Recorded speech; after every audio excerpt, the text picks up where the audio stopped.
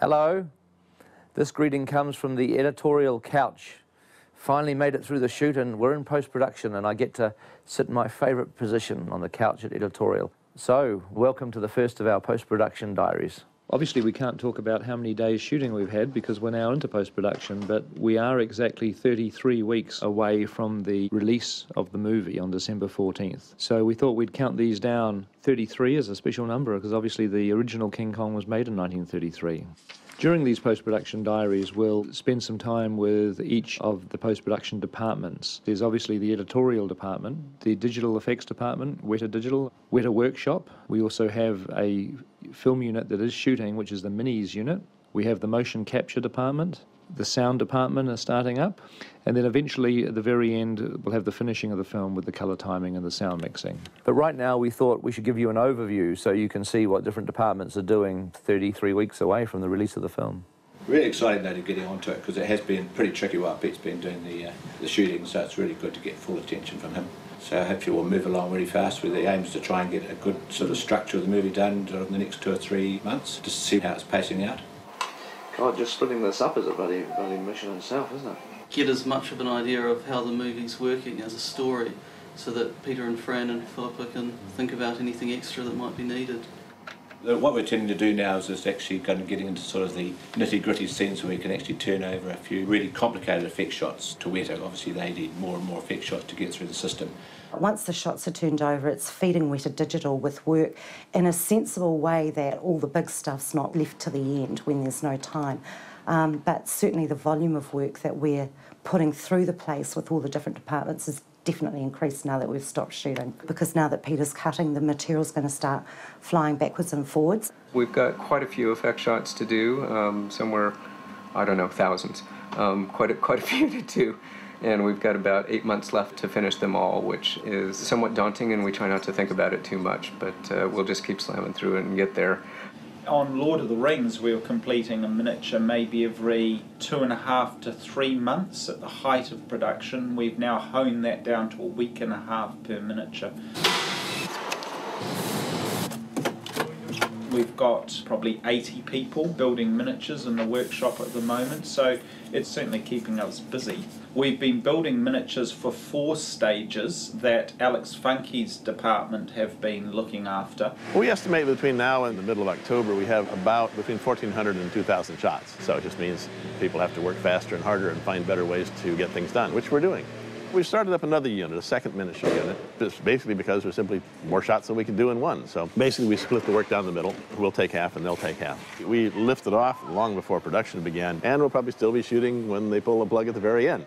We'll probably be motion capturing up, I'd say, maybe going through to August, September maybe, depending on last-ditch shots, maybe October. Motion capturing Kong's way harder than Gollum. It's 10 times harder. For Kong, we're doing a full facial capture as well as full body capture. It's very tricky to capture body and facial at the same time. It's amazing what they can do in films nowadays. It's all that CG that they do. The sound department, they'll be working on the dialogue for the film and all of the sound effects. Well, basically right now we're in a period where we're gathering all the effects, the ingredients that we're going to use to cook up this big feast. So we're just recording all the different elements that are going to go into making up the effects end of the soundtrack. Okay. So welcome to post-production. And during the next 33 weeks, we'll show you what each of the departments are doing, and you'll get to see what happens when the pressure really gets on towards the end.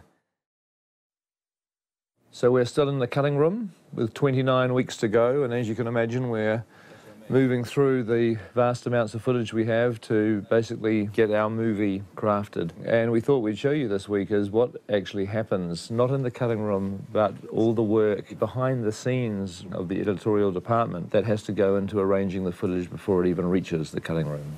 I suppose the best way to describe what the editorial team does in terms of the cutting room is that we're the support structure for the creative team, I suppose.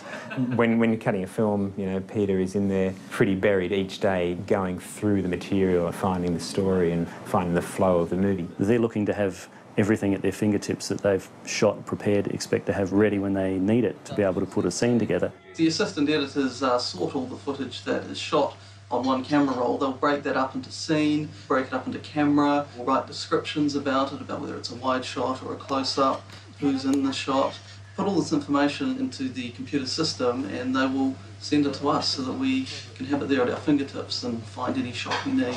And out there, yeah. If our flow doesn't get back into them to let the whole thing turn around and the scenes and therefore the film develop, then the whole thing kind of stalls. So we're the engine room to the bridge. At this stage of production, it's late May. We're a few weeks past the end of main unit shooting. We are still shooting. There are 2 miniatures units shooting film, and there's the mocap stage, motion capture, which is shooting videotape still. Oh, they're busy dealing with all the mocap stuff. That we're sending the stuff down to be mocap down with Andy. And obviously there's huge amounts of footage coming in for minis. There's about three teams going now on the minis. Everything has to go into the cutting room through us so that basically we know where everything is. And that might be main unit, second unit, miniatures, visual effects shots that arrive, previous animation. There's been hours of footage to go through. And we're just kind of getting it down to sort of like a smaller amount, so we have a more manageable amount of footage. So far we have about 1.9 terabytes of media on the computers, which equates to nearly 2 million feet of film, or 370 hours of total footage shot. Probably 50 to 60% of that had to have sound synchronised to it. The sound comes in as a lot of separate files, has to be synchronised with picture. Those picture and sound files then get turned into single clips so they don't get lost from each other. All of the shot information gets added to that, so it's got all the information attached to it that it needs. What I'm doing at the moment is just data entry, really. All the details for every shot, like the slate information, what lenses they used, to what speed, descriptions. And then that's put through into the cutting room in a way that they can find it, so they're able to lay their hands on everything, cut the scene, and then turn the scene straight back around out the door. And when it comes back out the door, then we're responsible for making sure it goes in the right form to every other department who needs it, to the visual effects department, and therefore onto Weta for them to look at what they need to build for the scene. Your visual effects keep coming through, updating those all the way through as we're within the cut, so keeping them updated. The visual effects section of editorial are responsible for turning everything over to Weta to do digital effects and also returning it back into the cut. One of the biggest challenges working on a film like Kong is keeping Weta fed because of the nature of this film, which is very, very visual effects heavy. And there's a whole lot of guys over at Weta waiting for shots to get on with, so just making sure that everyone is fed with things to do while appreciating the fact that cutting the film of this size and this grandeur will take time. The other department that we supply, of course, is sound, so that they can begin to have a look and just see what they're in for, or as the scene gets tighter or turns into an actual reel of the film, they can begin to actually do final track laying ready for the mix. Funnily enough, with all the technology that's around us and all the computers and all of the terabytes and all of the visual effects, I think that for me the most exciting part of my job is actually going and seeing anything on the big screen, getting to sit there in the cinema watching all of the shots. That's when you go, oh yeah, okay, that's what it's about.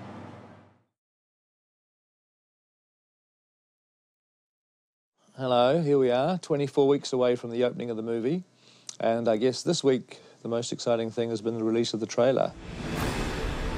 Certainly very exciting for us because it gives everybody a look at the movie for the first time. Herb, get the camera.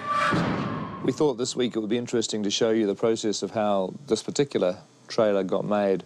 We worked very closely with a company in Los Angeles called The Ant Farm, who did the Lord of the Rings trailer. Steve Harris from The Ant Farm flew down to New Zealand and worked with us down here. It's been really great. That's very rare. Usually the directors aren't this hands-on involved. We'll make it so it's not a flash. It's a dissolve. It's only dissolved from the ship to the map, and then it wouldn't have such an abrupt kind of whack at you. I'd use that in the trailer too, because we are going to need some sort of a wide shot of the area around that tower. We'll get that going because I think that trailer's looming about 4 weeks away now. We worked on about 130 odd shots.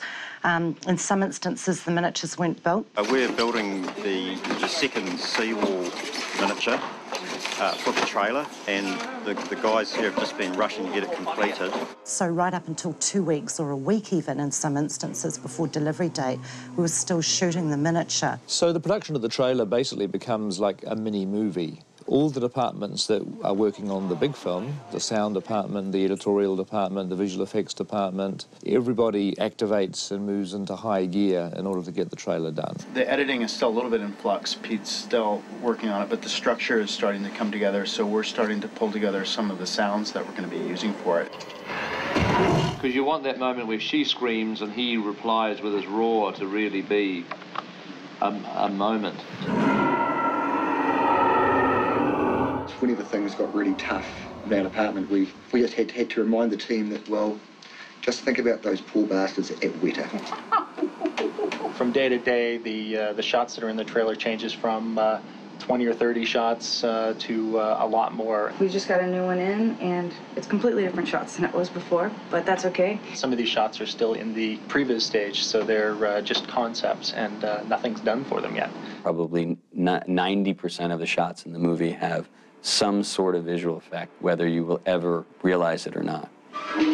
One of the key decisions was how much or how little to show of Kong. We really felt very strongly that we really did want to show Kong, because King Kong has so much more to offer in its story and its themes and its character than trying to make a big mystery out of what our gorilla looks like. You know, we're still working out what Kong looks like.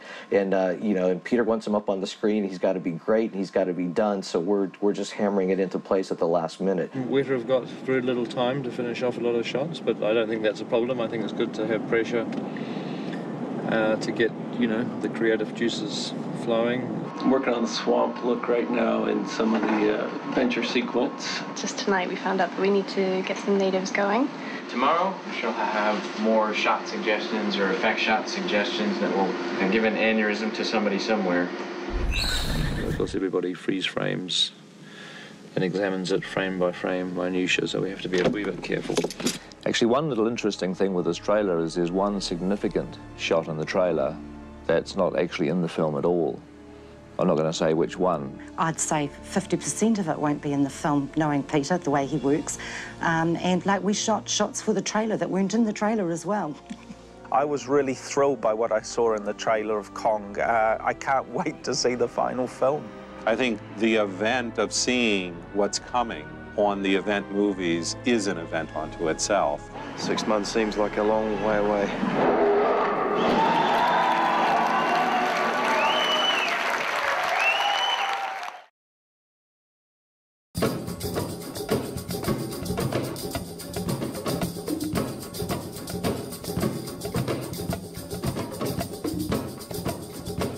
12 weeks to go to the release of King Kong, and this week we're going to look at colour grading. And that's the process that you take your raw negative that got photographed on the set and you manipulate the colours, you change the lighting, the exposures, you do things to it. It's actually a very creative process.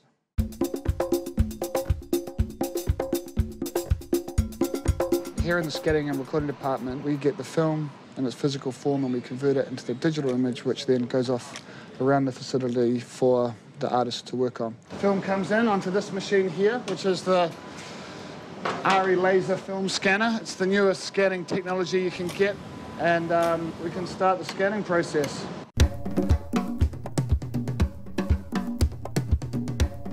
Once all the images are digital files, we are then in a position to use this technology to grade the pictures.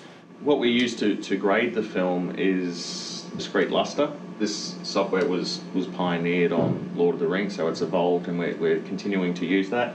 It's a very powerful tool in making the film a little stylized, making it look more real. What we need to do is manipulate the images in terms of colour and density and shapes to create a mood and to make everything look like there's continuity. It's all shot at the same time. Knowing that the DI process, digital intermediate grading, is going to be involved in a project before I start photography, I definitely make allowances for when I'm actually shooting the film. I generally deliver knowing that it's going to go into this system a much healthier negative, which means it's just got a little more exposure, or I overexpose the negative a little, and that's to make sure that we have full access to all the information in the shadows and the highlights. What we normally do is to scan the entire movie, but we take a few selected sequences from throughout the film on a reel that's maybe 20 minutes long, and we create what's called the Colour Bible. I've gone through and selected 2 or 3 shots from every scene for the entire movie, and then we've put looks on all of those, and then we show them to Andrew Lesney or Peter Jackson, and then once they're happy with all of that, that's the reference that we use for all the scenes as the scenes were actually handed over to us. So what we're doing is we're exploring opportunities. There's some stuff we look at, we think, well, is it possible to make it a little more realistic?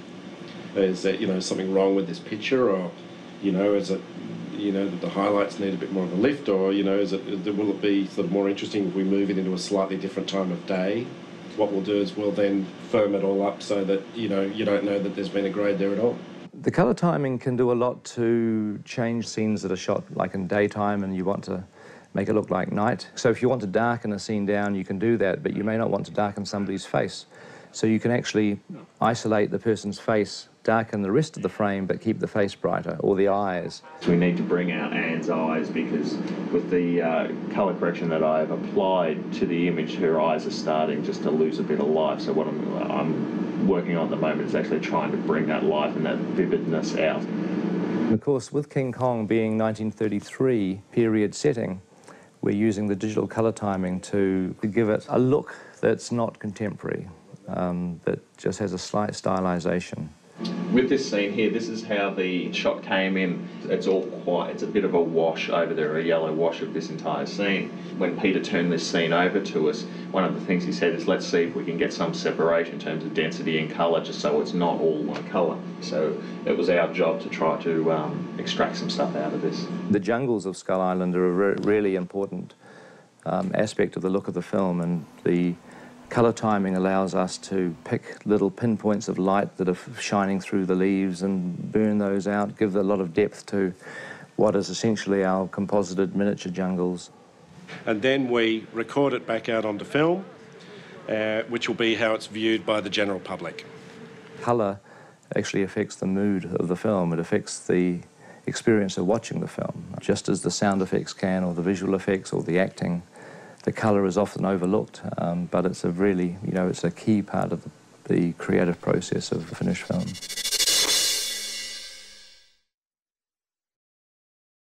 Hello, welcome to this post-production diary, and it's 3 weeks to go until the release of King Kong.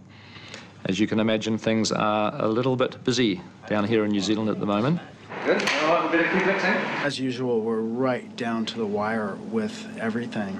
We are due to deliver the film on the 27th, which is this coming weekend. We're so close to the deadlines of when the studio needs to start making prints that we're having to deliver the movie one reel at a time. The final King Kong will be 9 of those. 35mm, duration of that on the screen is about 20 minutes. Now, within that 20-minute reel, of course, there is a lot of CG shots, and Weta are in the process of this week delivering their final shots on the film. The shots that are left to go are predominantly the ones that were handed over last, or are the most difficult in the film. The Bronto sequence finished up today. The pit sequence with all the bugs finished up today. It's all coming to a close. We can actually see the end now. It's a pretty exciting time, finally. We have 4 or 5 days to the end. Thank God.